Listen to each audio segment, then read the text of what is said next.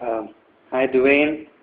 I'm very honored to be on the Demzley Show, and thank you very much for inviting me and the wonderful set of questions that you have set out for me to answer. Thank you very much. I'd like to wish you a very Merry Christmas and a very Happy New Year.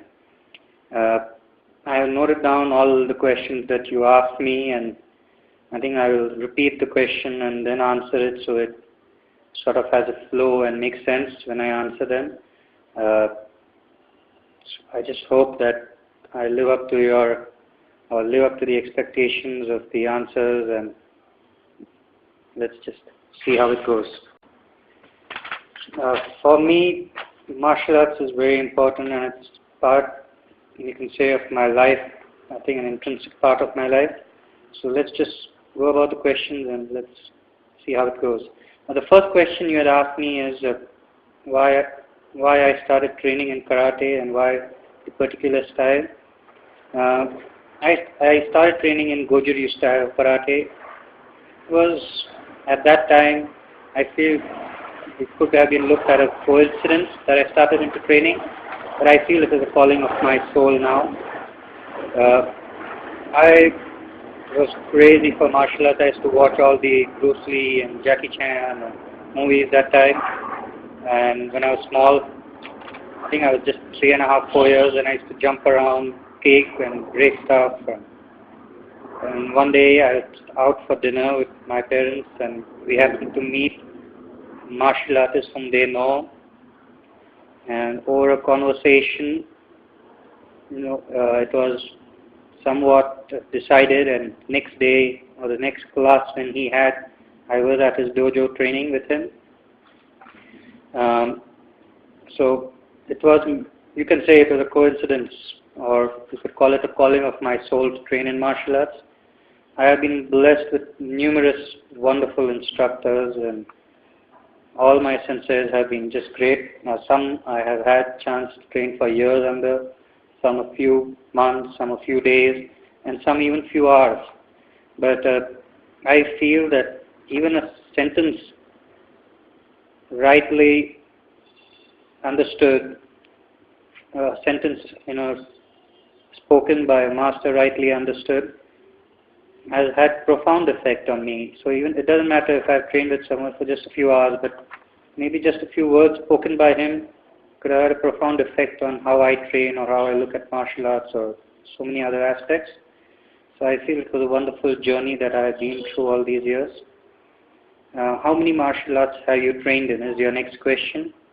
I started with Goju-ryu karate, and I moved on to some judo, and then later on moved on to aikido and a bit of Muay Thai and a lot of other martial arts along the way. I think I just like to keep learning.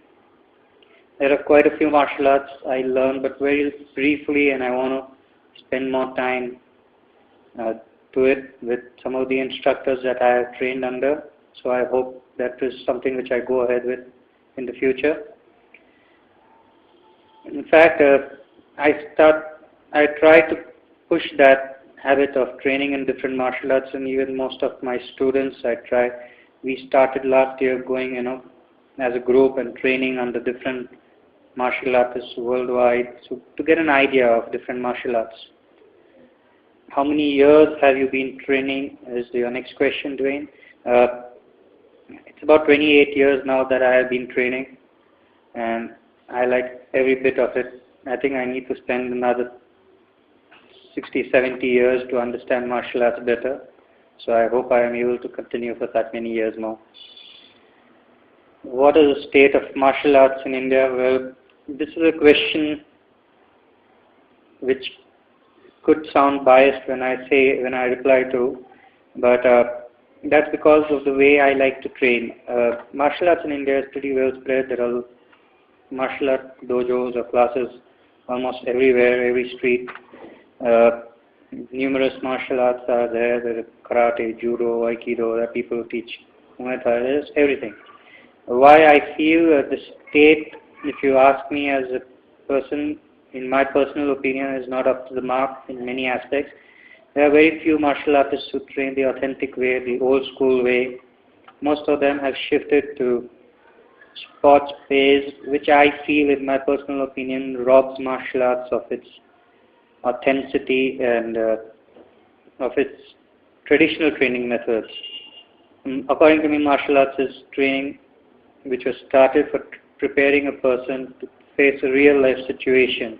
When you remove the main aspect of the soul of martial arts, which is to train for a real life situation, then I think martial arts doesn't have any soul left. And person without soul would be a zombie, right? So the living dead. So I think it's like that. It lost its soul. You won't believe it, but Muay Thai is a martial art which is full contact all over the world. And I went to see the national selections for Muay Thai in India, and I was shocked to see them fighting in complete protective body gear. They had the shin guards on, they had abdomen guard, they had elbow guard, they had forearm guard, they had headgear, they had everything. Now, how can such a person, even if he is selected at a national level, compete with a professional Muay Thai fighter who wears just a groin guard and a gum guard? How will he compete if he is not trained the right way? So that's why I feel there is a lot of martial arts in India, but the quality, you really need to search for a good one if you really want to train in authentic martial arts. Moving on to the next question, have you created your own style? Yeah, we train in Jukaado now, which is a combination of judo, karate, aikido and Muay Thai basically. But I came about this when I started training and being closely associated with high-profile security or bodyguards. I noticed that when you're on the street and when you're trying to protect someone and something just comes at you suddenly, you cannot just kick or punch. You can't just grapple, you can't just lock. You need to use a combination of all three, make it really fast, effective, to neutralize a person and protect whoever you are assigned to. That's when I combined the knowledge that I have of different martial arts and formed Jukaado. Though these are the base martial arts in Jukaado, but anything that I come across, anything new that I see, I'm open to learn always. So anything new that I come across from any martial art, I try to involve it into Jukaado so it's more holistic and useful when used on the street. Next question you asked is if I have encountered any form of racism. I don't think so. India is a very tolerant country. I have never encountered any form of racism. In fact, if you are asking about racism, it's totally nil. But yeah, I have faced a few egoistic martial artists, which I think they are now all over the world, who feel they are great. I don't think any martial art is great. All martial arts are equally great, and all martial artists are equally superior in their own aspect. But yeah, I have faced quite a few of these egoistic martial artists who feel that they are right and everyone else around the world is wrong. I do not agree with them. I just keep quiet. There's a situation where I could mention, it could even imply to your previous question of the state of martial arts. I once met a martial artist who is now teaching at one of the schools that I was associated with. That person told me he teaches Okinawan Goju-ryu karate. I said, good, we had a nice conversation, and then what he mentioned is something which I don't understand. He told me that Okinawan Goju-ryu originated not from Okinawa but from Malaysia. That's where his organization is from. And I just didn't have anything to tell him. And an instructor talks like this, I don't know what knowledge will he pass on to his students. So anyway, let's move on. That's his way of teaching. What can people expect when they come to Jukaado or to our class? That's your next question.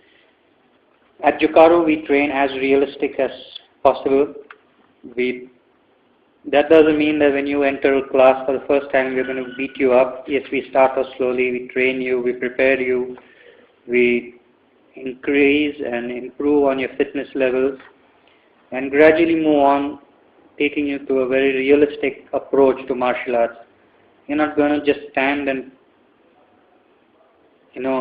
act as if you're hitting someone. You're going to actually hit someone and you're actually going to get hit.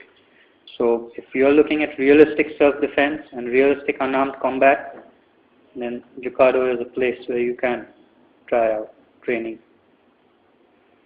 The next question you asked me was about a grading syllabus if we follow at Jukaado. I'm not too fond of belts, and I do not think they matter. I don't care what belt you wear. I think that's because of the training that my instructors have given me and their beliefs which I follow, and it's imbibed into me now. There's a small story which I like to tell when anyone asks me about belts. I read somewhere that there used to be a dojo in Japan which had huge cane baskets filled with belts. It was a big dojo, a lot of students. And the masters at the dojo and everyone would just walk and pick up the belt which they are and wear it. But the masters or the instructors or the senseis at that dojo would just walk in, put their hand into the basket, and whatever belt came out, they would put it on, go stand in front and start teaching. And from that, I understand that it is the knowledge which is more important than the belt. It is how you train and not what you wear that matters.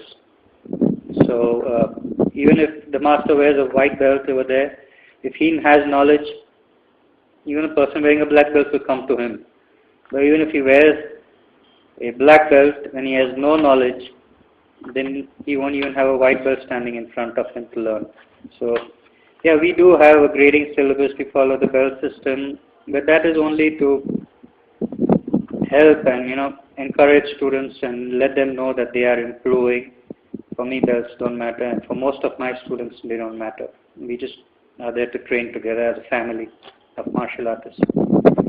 Real life, have I ever faced martial arts have I ever had to defend myself using my martial arts skills in a real life situation? Yeah, I have, being associated with security and for quite a few years, which I have now tried to move away from. I have faced quite a few situations in real life. There has been a few situations where I have been attacked with a knife too. I'm not too happy to talk about it because I do not like to use my martial arts to hurt or injure anyone. Yeah, but when a situation arises and you have to defend yourself, well, it's better to be prepared than be sorry. But in my opinion, if you can avoid a situation and by just cooperating and not getting into a fight, then I think it's better to do that, because any combat situation can move anyway, and it's not, whichever way it goes, there's always someone who's injured. So I just try to avoid it if I can. What makes a good and bad martial artist? In my opinion, no martial artist can be bad. If you train the authentic way, the true way, if you are a true martial artist, then you are a good person. If you are not a true martial artist, then you are not a martial artist. That's the end of the topic. But yeah, there are quite a few today who maybe because of their half-baked knowledge or because of their approach to martial arts, they tend to be on the sidelines of what a martial artist should not be, rather than what a martial artist stands for. I think a good martial artist, according to me, is a person who would follow the principles of the Bushido. I feel irrespective of which country the martial art comes from, any martial artist would have the same 7 codes of honor that the Bushido has. And I think most martial artists, true martial artists, I think all true martial artists are good human beings. So, in my opinion, if you're a martial artist, you're good, or you're just not a martial artist. Do you have any message to give to people? Yeah, I feel the best message I can give to people is to get out there, train, do whatever you want, not just martial arts. Do anything that makes you happy, train hard. As one of my students at Jukaado, he's a very senior student, always says, training and sweating and being involved in any fitness activity is the best form of health insurance for yourself. And I agree with him. It is something which, irrespective of what fitness workout you do, over a period of time, it's something which cleanses the body, mind, and I think martial arts cleanses the soul too. So it's just amazing. Go out there, search and find a good place to train in whatever you want to do, and invest. I think that's the best investment you can make for yourself. Go out there and train. And the next question is, what inspires you? What keeps you training daily? There are a lot of people that inspire me, starting with most of my instructors, and numerous people that I see out there in the world that have achieved a lot in their field, people who train in endurance activities or in any field. Some even in spite of being physically challenged and having accomplished much more than people with all their senses intact have not. So I think there are a lot of people out there to inspire all of us.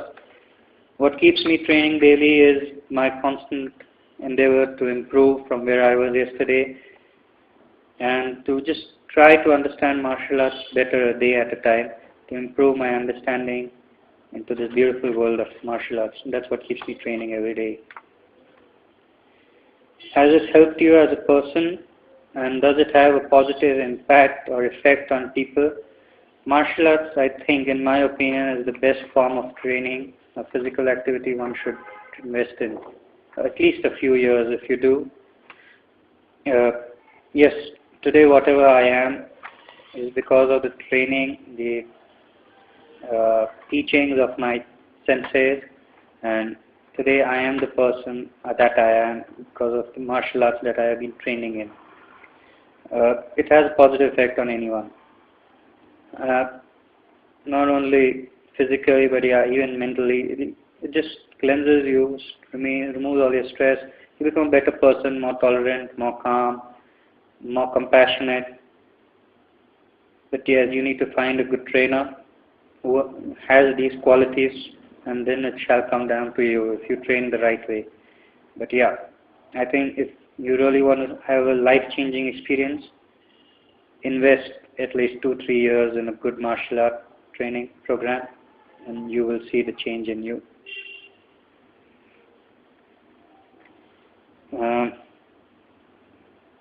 Do you train in weapons is your next question. At Jukaado, I try to keep training as realistic as possible, and in a realistic situation, a combat situation is usually close quarters. We do train in weapons, yes, we do train in most of the oriental weapons from nunchaku and everything, but I try to keep the training to close combat, so we try to train in the karambit, that is the small close quarter dagger, the Filipino dagger, and then we also train in the yawara stick, some people call it the kobutan. These are more useful in close quarter rather than a nunchaku, which you can use even in long distance. But most realistic and you won't carry a nunchaku all the time with you on the road. So I try to train in close quarter combat using simple things. If you train in a kobutan or a yawara stick, you don't need to carry it. Even a pen can be used as a yawara stick in a situation on the road. So I prefer training in realistic weapons rather than something which is good to learn but is not practical in a real situation where you could get mugged or someone attacks you suddenly at a bar. And so that's my perception of how I should train. What is your aim? My aim is to keep learning, to keep improving my knowledge, to become a better human being every day, and to teach as realistic and as honestly as I can to all those who come to learn at Jukaado. You had also asked me how how I have been, how the students have been coming to Jukaado. Well, I've been teaching in Hyderabad now for almost 12 years now. So I think it's just by word of mouth and some advertisements. And now I think even through our website, people are picking up and calling me.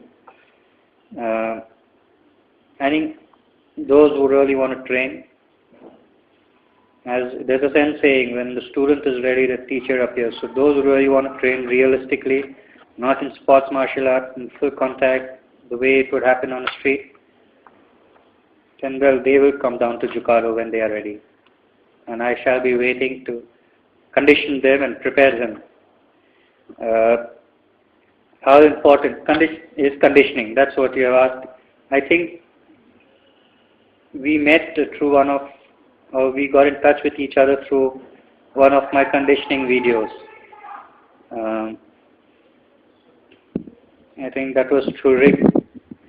And conditioning is something which is very important to me. I think, that's what I feel is every martial artist has certain aspects which he is close to, and he will tend to teach more of that to his students. Some like Kata more, some like conditioning more, some like endurance training more, some like Kumite more.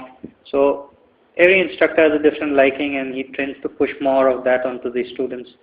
Luckily for me, I have had numerous instructors, and all have had different things which they like. And I think I have a holistic approach to the way I teach because of that. As far as conditioning goes, it is very important. If you are not conditioned, no matter how good you have been at training, when you are going to face someone on the road, he's going to hit you with full power. If you are not conditioned, you're going to get hurt and injured all over, on your fist, on your forearms, which you could get a lot of the brunt of the kicks and punches, on your stomach, your face, your thighs. Everything's going to face a full power contact attack. And if you are not conditioned, you won't stand even for after a blow maybe that comes your way. So I feel that it's very important, and all traditional martial arts, irrespective of the country which they originate from, have always emphasized on full body conditioning. I know it's safe nowadays if people want to go into sports martial art because it's safer and they have all the protective gear. But when you start training for sport, I have seen organizations moving away from conditioning. I'm not saying don't compete in sports committees and competitions. Do that. But do train the authentic way, because that is what martial arts was meant to be. That's my opinion.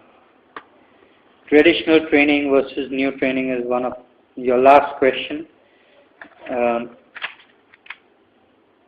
And yeah, nowadays a lot of martial arts have evolved and moved towards sports training. That's the new training which they call it. And there's an MMA also, which is a different, we'll go to MMA later. The new sports martial arts, I feel they need to move back to tradition a bit. You can compete internationally in the sports manner, or nationally, or at your state level, but you need to train traditionally. If you do not train traditionally, then I think you are just training in a few % of martial arts and leaving the rest out. You need to train traditionally. That's how martial arts was, that's how it was formed, that's how it's meant to be. Why remove some of the traditional training? It's like a living there, the zombie. It's like a zombie. And moving on. No, I don't. You had asked me if karate or any other martial arts is losing their impact in front of the new era of MMA coming in. MMA is wonderful. I have great respect for MMA and all its fighters, because they train and they really compete full contact, and sometimes some of the fights are really brutal and gruesome. That's not what I may want to get into, though I would like to someday step into a ring and fight in a professional Muay Thai contest in Thailand, or even get into a more MMA fight in a professional ring. I would like to try it someday, just to see how I fare. And MMA does not sideline traditional martial arts. But yeah, the thing is that many martial arts are moving towards the sports way, and maybe that's why people feel that martial arts like karate, judo, aikido, or taekwondo, kung fu are being sidelined by MMA, because most people come across sports-based martial arts nowadays, and yeah, compared to the sports version, the MMA is more hardcore, more authentic, more realistic, more full contact. So yes, maybe the sports versions could get sidelined, but old school will always be old school. In fact, if you see MMA training of most MMA fighters, they do train the traditional, authentic way of the arts that they have come from. Most MMA fighters are either jiu-jitsu grapplers, or they are professional wrestlers, or they are karatekas, or they are taekwondo people, or they are Muay Thai practitioners, and then they have come about learning the arts which they don't know. So if they know standing arts, they have gone on to learning grappling from Brazilian jiu-jitsu. So if you see a professional MMA fighter's training regimen, it will include traditional training of all the martial arts that they have been through. So I think traditional martial arts will never go away. It will always be there. You had also asked me what is my current training schedule and how many hours do I train every day. I have no fixed schedule as such. Yeah, the morning schedule of mine is more or less fixed. I go for a jog, and then I do some techniques depending on my mood or the katas. And then we move on to, I like to do about 20-30 minutes of body conditioning, where we have the poles and the makiwara, and we keep striking them with the elbow, the legs and all. So that's more or less a fixed part. The remaining is anything that I feel like doing that day. Sometimes it's just endurance and number of sets of squats, push-ups, weight training, and it's just a mix of everything. I also do a lot of Okinawan weight training with the traditional Okinawan equipment. We don't get it in India, but through the videos that I have seen of Okinawan masters, I have made them first in India for using it, and we use them. I think I spend close to a minimum of 4 to a maximum of 8 hours of training every day. That's just my regular routine. I think I have covered most of your questions. Yeah, I think so. And I'm again once more very grateful for inviting me onto the Demzley channel for a beautiful interview. And I look forward to one day meeting you and training with you in person. I think the family of martial artists is always most happy when we are all training together, sharing our knowledge, and having just a great time while training. So thank you very much for inviting me, and until next time we meet again. See you. Bye.